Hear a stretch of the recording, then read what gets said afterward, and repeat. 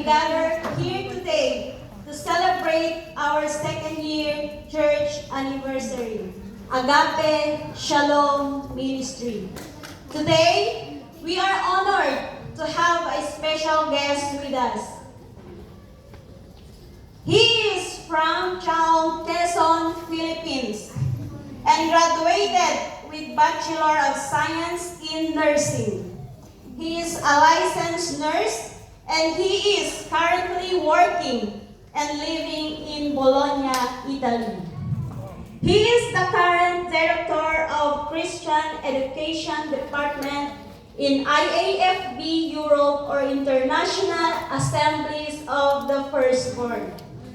And he is also serves in Jesus Christ Servant Church and Agape Department. He is also one of the organizers of the convention.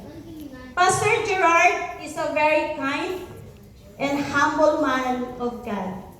He loves serving people, and most of all, he loves serving God, our God. He has a pure and compassionate heart for everyone. He loves writing, teaching. He was our teacher online in discipleship journey and in biblical leadership every Wednesday and Thursday last 2023.